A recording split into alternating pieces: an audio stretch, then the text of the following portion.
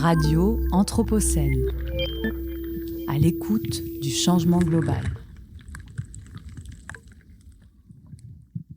Bonjour aux auditrices et auditeurs de Radio Anthropocène.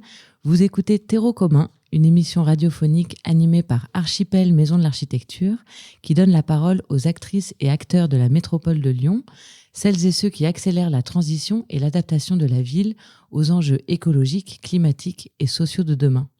Terreau commun, un espace de ressources, une bibliothèque de voix, un creuset de projets en cours d'expérimentation ou réalisés qui vont dans le sens du mieux et du moins. Bonjour Françoise Prouvoyeur et merci de votre présence dans ce studio à Lyon. Alors Françoise Prouvoyeur, je vais me permettre de dire votre âge. Vous êtes née en 1947 et, je vous cite, vous vous revendiquez vieille. Vous êtes engagée dans de nombreux mouvements et associations pour faire valoir vos droits et on vous reçoit aujourd'hui comme membre du CNAV, le Conseil national autoproclamé de la vieillesse. Alors le CNAV, c'est un mouvement citoyen constitué en 2021 qui compte aujourd'hui environ 4000 membres sur tout le territoire et qui cherche à impulser un autre regard sur la vieillesse et sur les vieux et les vieilles. Alors pour débuter cet entretien, Françoise, pourriez-vous revenir sur les motivations du CNAV à se constituer ? Quelle est la jeunesse de ce mouvement ? Quelles sont ses revendications ? À quoi œuvre-t-il au quotidien et quel type d'action propose-t-il ? Notamment face à l'inaction de l'État, notamment puisqu'on apprend aujourd'hui que la présentation du plan grand âge du gouvernement est à nouveau reportée. Merci de m'accueillir et de me laisser parler à Radio Anthropocène du CNAV, parce que j'espère que ça va intéresser les auditeurs jeunes et vieux. Alors, vous m'avez demandé de décrire la genèse, les événements enclencheurs, etc. Alors, donc, c'est déjà un constat. Comme vous l'avez dit, le CNAV est un mouvement citoyen militant. C'est un lobby de vieilles et de vieux. Et nous voulons parler directement à tous les décideurs qui agissent et inventent notre futur en notre nom. Et ça urge. Bon, parce que pour l'instant, ça ne marche pas. Alors, notre mantra, c'est rien pour les vieilles et les vieux sans la parole des vieux et des vieilles. Donc c'est un collectif, on y adhère en signant la charte qui dit que chacun, chacune parle en son nom. Je dis « je » et je me dis « vieille et vieux ». C'est pour ça que je me dis « vieille ». Bon, aujourd'hui, il y a 32 CNAV locaux sur tout le territoire. Nous sommes le CNAV Grand Lyon. Alors, la communication se fait d'une façon centralisée sur le site du CNAV, cnav-demain.fr. Alors, la jeunesse. Vous l'avez dit, 2021, la vie des vieilles et des vieux est découpée en problèmes. On s'en rend compte, on le voit tout le temps, dépendance, logement, santé, retraite, fragilité, fin de vie. Donc tout cela est traité en silo, surtout, par les instances concernées. Mais c'est bien sûr sans consulter les vieilles et les vieux. Nous sommes invisibles. Il n'y a pas de politique globale bien définie non plus. Les vieilles et les vieux, en tant qu'individus, niés. Alors, l'événement déclencheur qui va créer le CNAV, c'est un débat en octobre 2021 sur l'avenir de la loi grand âge. C'est étonnant, vous en parlez encore aujourd'hui. Organisé par 4 associations militantes, d'où sont issus les 4 fondateurs du CNAV, ce qui revendique un conseil où siégeraient des vieilles et des vieux sur le modèle du Conseil national qui vient d'être obtenu par les handicapés en 2021. Donc notre action, le deuxième constat, c'est que tout est en train de s'organiser dans une politique de l'offre. C'était les grandes années de l'offre où nous n'avons pas notre mot à dire. On ne nous associe pas, on ne nous invite pas. Par contre, le projet politique et de regrouper tous les acteurs économiques, médico-sociaux, services publics dans la filière Silver Economy, mise en place en 2018. Tous ceux qui produisent, qui innovent pour nous, sont dans cette filière petit à petit, et cela, bien entendu, dans cette fameuse politique de l'offre, pas de politique de besoin, non. Les politiques publiques, ça ne se décide pas en un jour, et pas du jour au lendemain. Nous, on commence à prendre de l'âge et donc on va être nombreux, on veut savoir un petit peu ce qu'on va faire dans 10 ans pour nous et on veut le décider un petit peu maintenant. Donc, c'est un peu dans cet esprit-là. Donc, ce qu'on voit, c'est que cette filière se retrouve tous les ans au grand salon de la Silver Economy et qu'elle s'organise. Donc, le CNAV décide de faire des contre-salons. Et le premier contre-salon à Paris, en octobre 2023, on veut avoir la parole publique, et on se la crée. Bon, pour présenter surtout le travail que nous faisons, parce que nous sommes déjà en travail sur l'habitat, la mobilité, la fin de vie, des réflexions sur la sexualité, sur le genre, sur les LGBT discriminés en EHPAD, sur la mort, tout cela dans une ambiance joyeuse, accueillante, festive et pas déprimée, logiquement. Alors, c'est un énorme succès. 2000 visiteurs, les médias relayent. Rien que pour inscrire les gens, on a eu 220 personnes sur un cahier. Donc, tout le monde veut y aller, ça marche. Depuis, on a eu un autre contre-salon à Bordeaux en 2025. Donc, ensuite, on fait des grandes enquêtes parce qu'on veut absolument avoir la parole des vieux et des vieilles. Donc, on les organise, on les met en place, etc. Donc, nous avons fait des grands ateliers déjà sur l'habitat, la mobilité, la fin de vie en 2022 et 2023 à Paris. Et c'était Arniak Mouchkine qui animait au Théâtre du Soleil ces grands ateliers. Alors, en 2024, nous lançons notre grande enquête sur l'EHPAD du futur. Il faut y aller, l'EHPAD, il faut qu'on y aille. Nous avons mis au point donc une méthode, et ça c'est important, qui nous a permis de récolter la parole de 700 vieilles et vieux sur l'EHPAD, sur tout le territoire, puisqu'on a dans toutes les sections du CNAV. La synthèse des verbatim a été publiée dans un livre blanc en 2025, et ce livre blanc est accessible c'était juste avant le deuxième salon. Donc, la réponse, c'est unanime, non à l'EHPAD. On va en discuter justement. Peut-être avant d'arriver à ce sujet primordial de l'EHPAD et de l'habitat, en préparant cette émission, vous me rappeliez ce chiffre, 4 millions de vieux et de vieilles vont vivre en bonne santé ces prochaines années. Et vous observez, vous ressentez, et on observe une vieillophobie ambiante. Sur un des tracts du CNAV, on peut lire « Le vieux nouveau est arrivé ». Alors, je voulais vous demander, Françoise, qui sont, selon vous, ces vieux nouveaux, donc ces âgés d'aujourd'hui?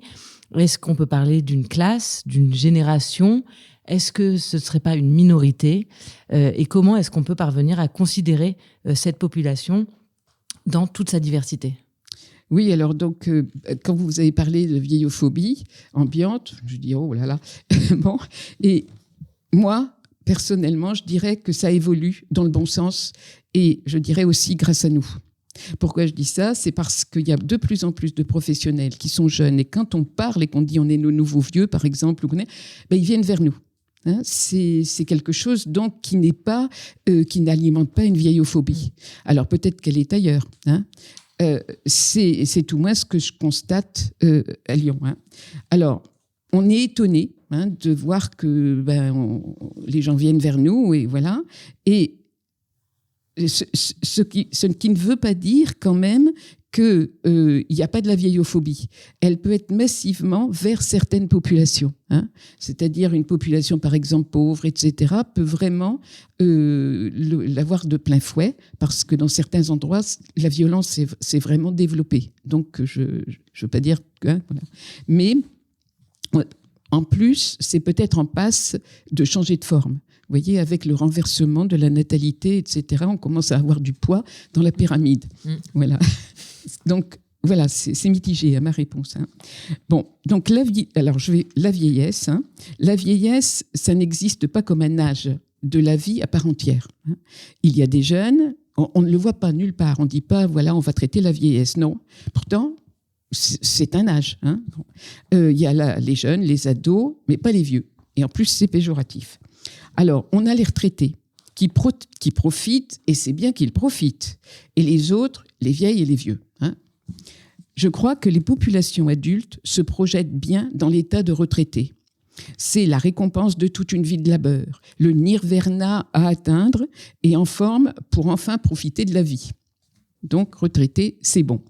Mais ce qui est vu comme dégradation, toutes les dégradations et plus encore l'état de dépendance, c'est le rejet, le mépris, le repoussoir. Tout ça, non. C'est le continent noir à prendre en charge. Donc, c'est l'EHPAD, c'est l'Alzheimer, ce sont des poids pour l'État, pour les familles, pour les aidantes, 90% de femmes.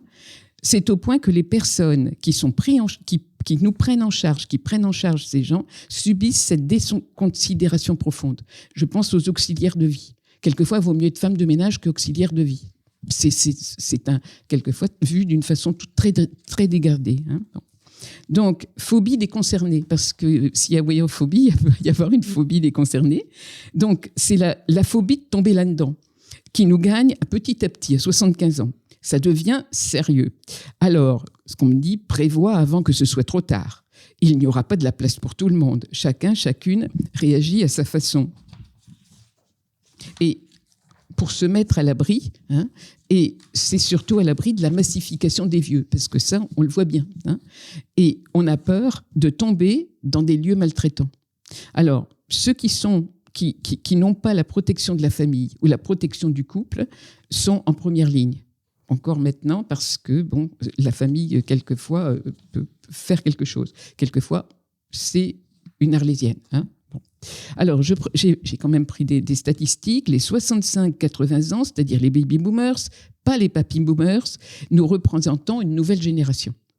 Alors, la population de 65 et plus, c'est 14 millions, c'est 14 millions 5. Hein.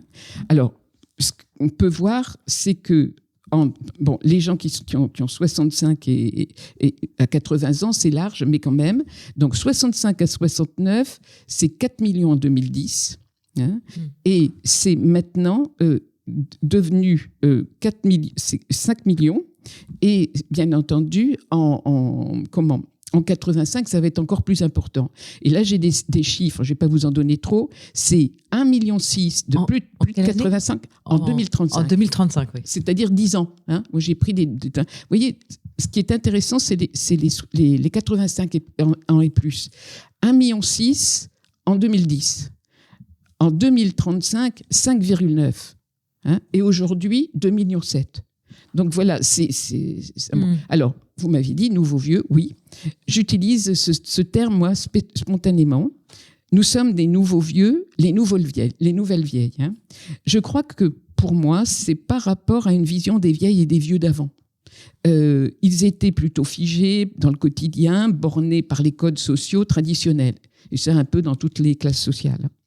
Alors, les 75-80 ans, ce dont j'ai parlé peut-être un peu plus haut, et dont je suis, avaient 20 ans en 68-70.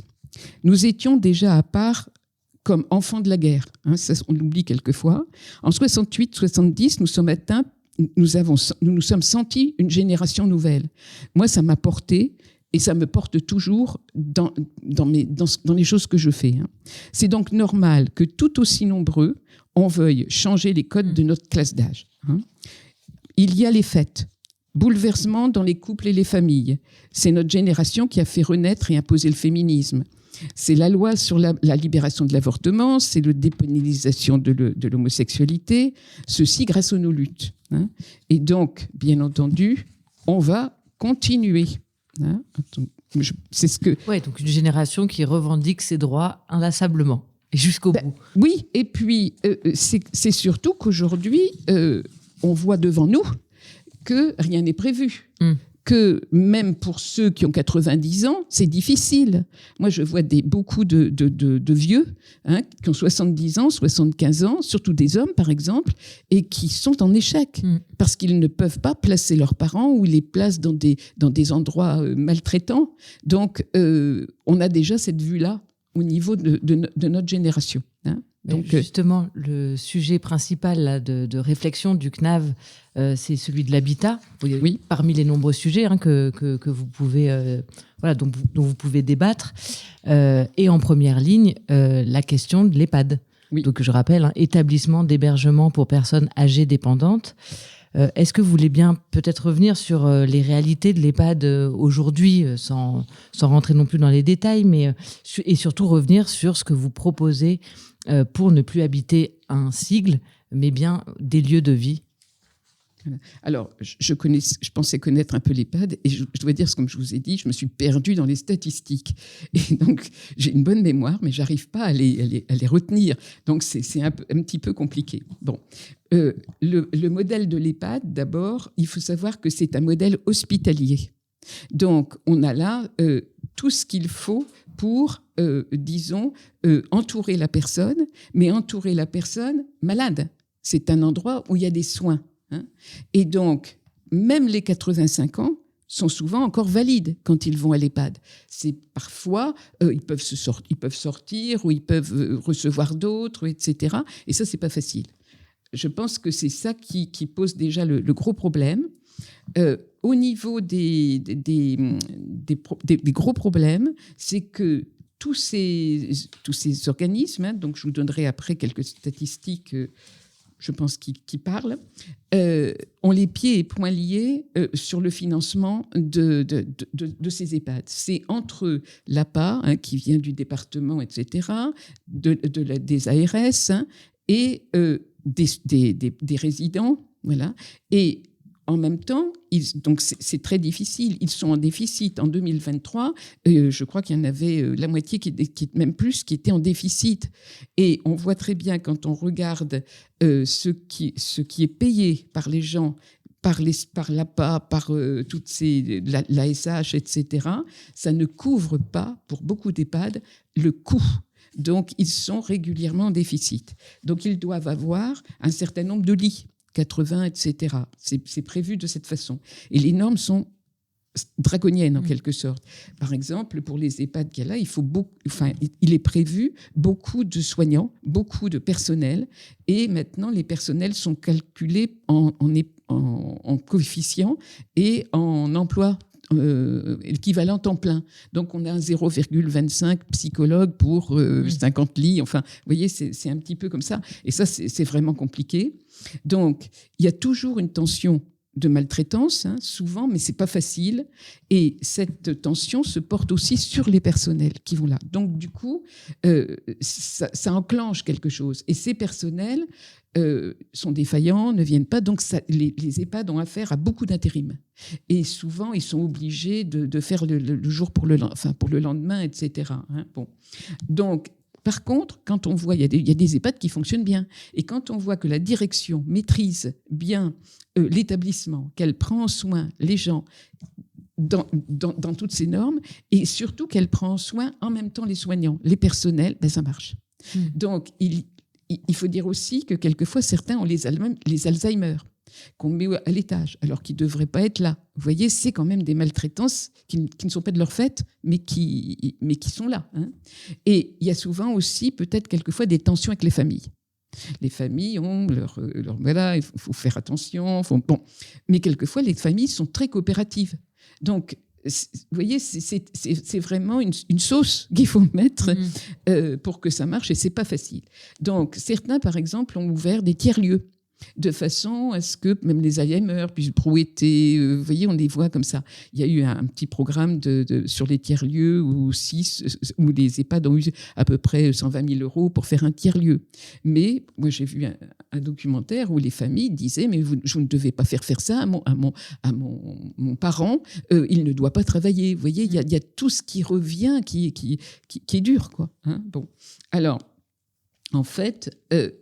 je vous ai parlé du traumatisme aussi. Alors là, je vais vous donner des chiffres qui sont déjà, vous voyez, pour l'instant, il y a, en 2022, il y avait 7500 EHPAD. Là-dedans, il y a 615 000 résidents, c'est les places. Il y a différents types d'EHPAD. Les publics, donc les établissements hospitaliers dont je vous ai parlé, les publics territoriaux qui sont dans les villages, etc. Et là, quelquefois, c'est la seule embauche du coin pour les femmes. Bon. Il y a des privés qui ont certains ont but non lucratif. Alors, c'est les mutuelles, les assos, la Croix-Rouge. Mais quand ils sont en assos, ils ne tiennent pas le coup. C'est très difficile. Et puis, il y a des groupements privés C'est des gros groupes, Corian, Orpea, Emis, dont on a parlé, Doméus, etc. Mais ceux-là, ils ont souvent beaucoup plus de lits. Voilà. Et donc, c'est à peu près 50-50 au niveau des EHPAD. Donc, l'âge des résidents, donc, c'est surtout des gens qui sont très âgés. Ils y vont quand ils sont quelquefois limite. Donc, là, par exemple, il y en a 11% qui ont moins de 75 ans, vous voyez, c'est pas trop, et 48% entre 75 et 89 ans, et 40% au-delà de 90 ans. Donc ça, c'est effectivement lourd. Et ce qu'on retient là surtout, c'est donc que pour vous, c'est un système dysfonctionnel. Ah ben oui. Qui ne peut pas répondre à la demande, puisque voilà, on voit bien, et puis en plus qui ne peut pas correspondre non plus à toutes les situations. Et bien, il est déjà déficitaire, il est déjà en crise. Si on a nos 85 et plus, 5,9 millions, d'accord ? Ouais. Si c'est... Bon, on est nombreux, en 2035. Eh bien là, il faut 750 000 places de plus. Vous voyez, et une place, pour créer une place en EHPAD, c'est entre 100 000 et 300 000 euros. Donc, il faut des personnels, etc. Vous voyez, j'espère vous avoir donné... On a du coup un bon tableau de la situation. Mais du coup, concrètement, le CNAV, vous le disiez, à travers des enquêtes, propose, lui, un anti-EHPAD. Concrètement, comment il fonctionne ? Comment vous répondez à la question donc de la perte d'autonomie qui nous guette toutes et tous, qui préoccupe les familles des personnes dépendantes aujourd'hui et demain. Peut-être revenir sur comment est-ce que vous imaginez l'accompagnement de ces personnes dans ces nouvelles structures que vous imaginez et à quoi elles ressemblent. Alors donc la maison CNAV est issue de notre enquête sur l'EHPAD et l'EHPAD de la grande dépendance, parce que, attention, on ne lâche pas du tout l'idée de l'EHPAD de la grande dépendance. Et justement, ces EHPAD, ces maisons que nous proposons seraient à ce moment-là pour des GIR 1 et des GIR 2, c'est-à-dire les gens qui sont les plus impactés, de façon à ce qu'ils puissent rester dans cette maison tout le temps, parce que le gros problème au niveau de l'habitat, parce que vous parliez de l'habitat, c'est qu'on est chez soi, on peut aller en maison de retraite ou en foyer logement, etc.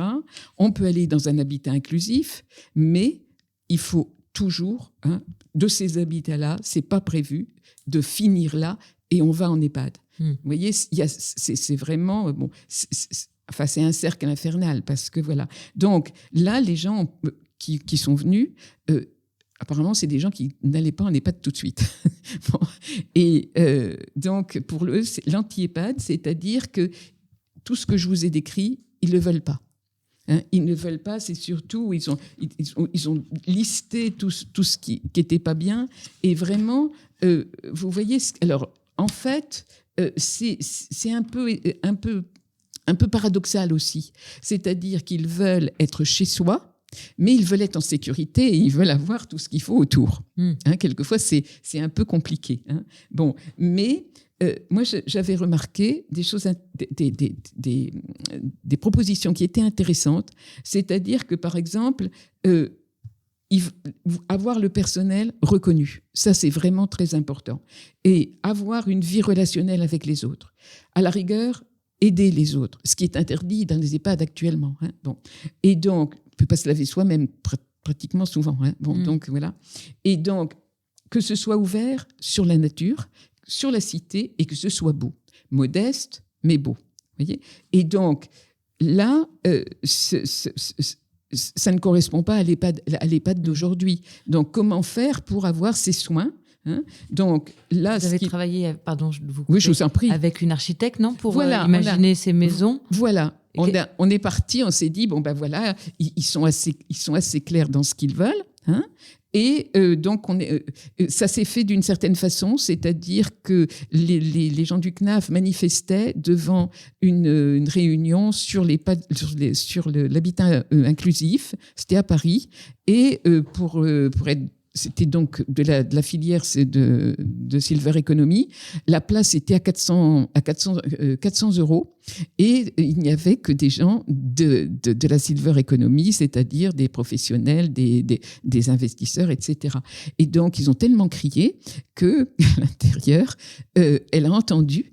Et elle est venue voir ce qu'il disait et ça lui a beaucoup plu. Alors, elle s'appelle Pascale Bockaert. Hein, bon. Okay. Et elle est déjà dans la désinstitutionnalisation des EHPAD. C'est-à-dire comment on peut rénover, comment on peut faire autrement, comment on peut... Donc, du coup... Elle participe, elle a fait une proposition. Alors, je ne peux pas vous donner beaucoup de détails sur ce que c'est, mais quand même. Donc, vous voyez, ce seraient des maisons, bien sûr, de 8 à 10 personnes. Ce seraient des maisons en cœur de la cité. Alors, si on prend les GIR 1 et les GIR 2, ce qui est absolument indispensable, c'est que ce ne soit pas mis sur le modèle de l'hospitalisation, mais sur le modèle du social. C'est-à-dire que l'argent et tout ça viennent du CNSA. Hein, et donc, pas du tout, disons, du département et de tout ce qui peut être hospitalier. Mais alors, comment font les personnes dépendantes dans ces maisons ? Alors, dans ces maisons... j'ai vu déjà des modèles. Il y a un modèle des handicapés lourds qui ont déjà ce type d'habitat. Et donc, ils se déplacent, mais pas facilement. Et en fait, eux, ils mutualisent leurs heures de service à la personne. Je groupe un peu comme ça. Hein, bon. Mais le personnel qu'ils ont, c'est des auxiliaires de vie.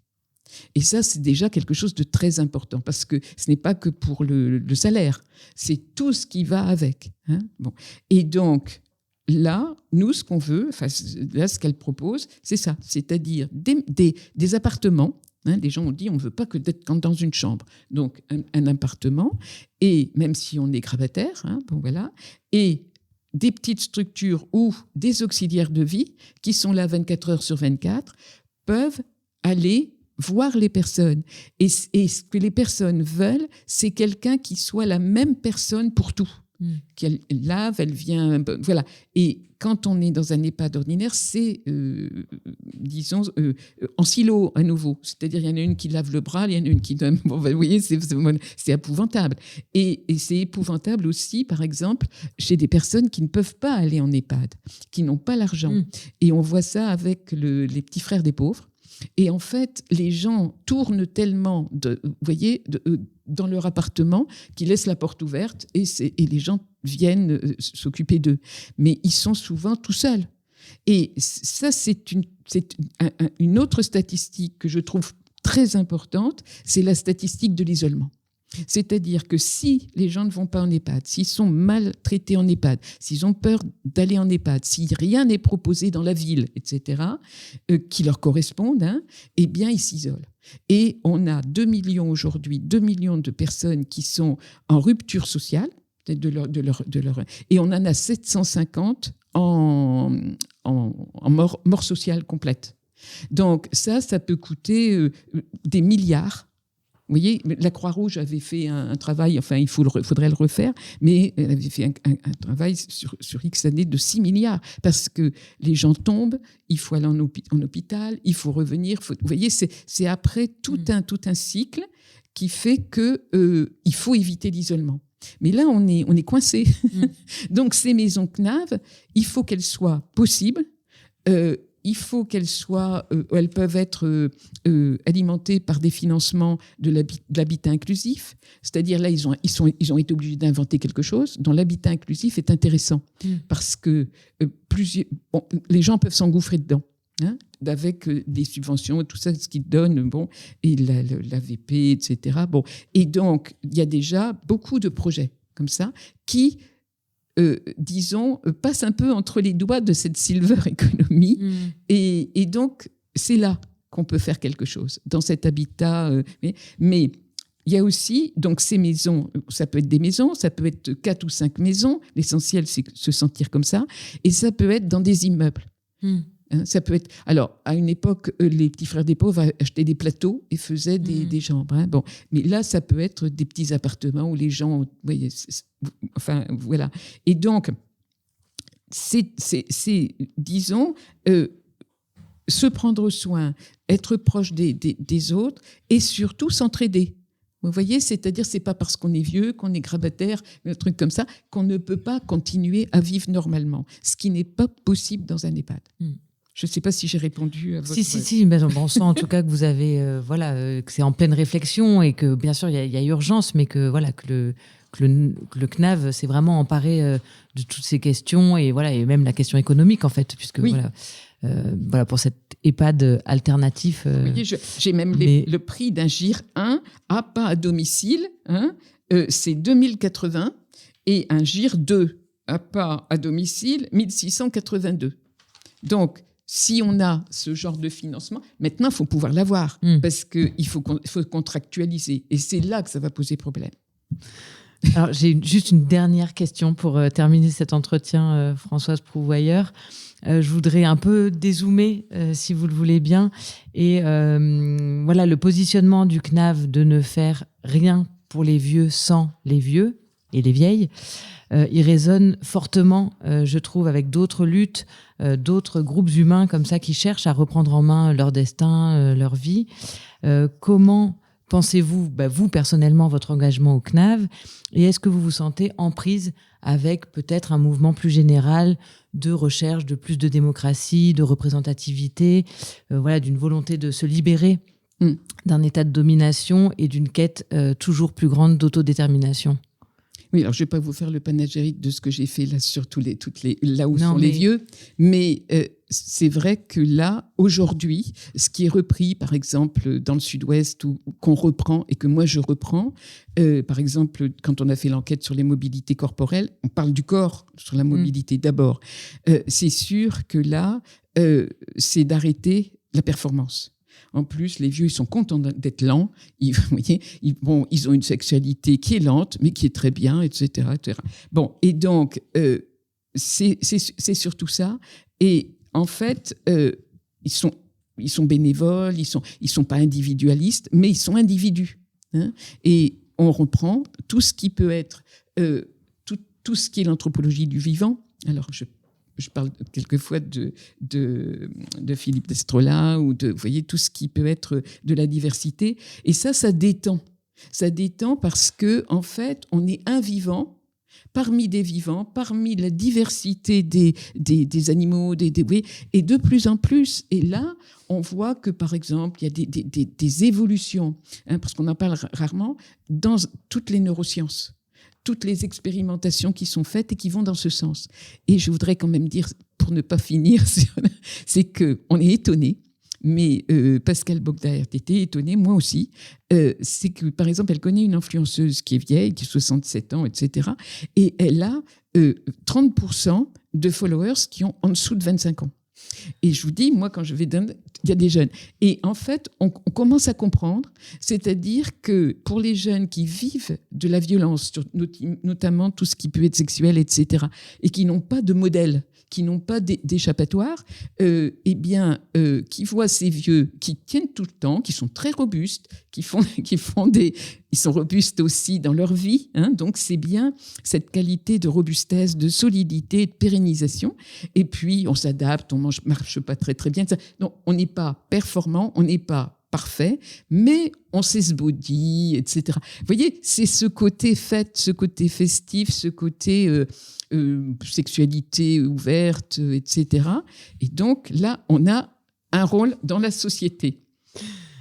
Merci François, vieillir est une fête. Non, mais on retiendra bien le message. Et merci vraiment pour tous vos engagements au quotidien et toutes les informations que vous nous avez partagées. À celles et ceux qui nous écoutent, nous vous donnons rendez-vous le mois prochain pour un nouvel épisode de Terreau commun. Toutes nos émissions sont en direct et à retrouver en podcast sur radio-anthropocène.fr. Radio Anthropocène. À l'écoute du changement global.